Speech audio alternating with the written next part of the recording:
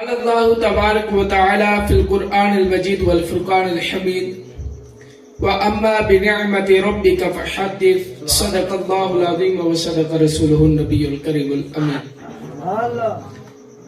یہ محفل میلاد مصطفیٰ کے انعقاد کیا گیا ہے. جناب والا حضرت علامہ مولانا محمد ریاست صاحب انہوں نے محفل میلاد کا انعقاد کیا ہے. ہم دعا کرتے ہیں کہ اللہ رب العالمین ان کو ہر سال حضور کا بڑھ چڑھ کے میلاد منانے کی توفیق عطا فرمائے اور میلاد کے صدقے اللہ تعالی میلاد منانے والے مصطفیٰ کی زیارت بھی نصیب فرمائے.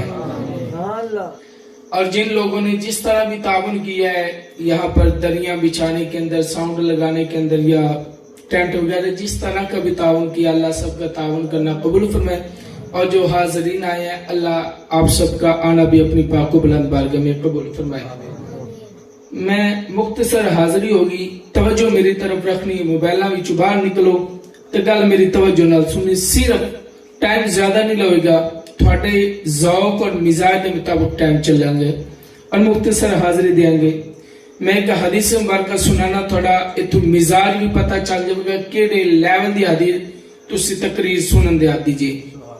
پنجابی یا اردو تقریر کے انداز سنو گے؟ پنجابی.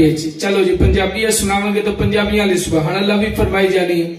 حدیث مبارکہ دے اندر آندا ہے، الحاوی الفتاوی دے اندر روایت موجود ہے.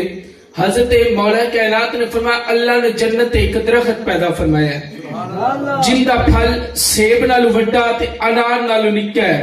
فرمایا وہ پھل جڑا نا شہد دے نالو زیادہ میٹھا ہے اور مکھن دے نالو زیادہ نرم ہے.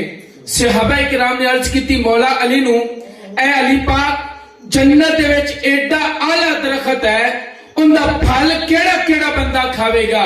حضرت مولا کائنات علی المرتضی شیر خدا آپ نے فرمایا جنت دے وچ جڑا پھل ہے نا ان دا ہر بندہ جنت دے درخت دا پھل ہر بندہ نہیں کھاوے گا، صرف اس درخت دا پھل اوہی بندہ کھاوے گا جڑا دنیا تے رہ کے کثرت نال مصطفیٰ دی ذات تے درود پڑھتا ہوے گا.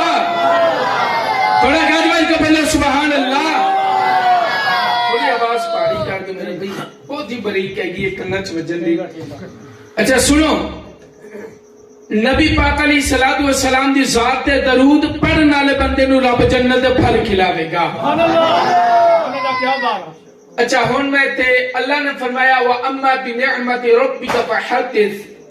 جدو تھانو رب دی نعمت ملے نا رب طرفوں ان دا خوب چرچا کیتا کرو.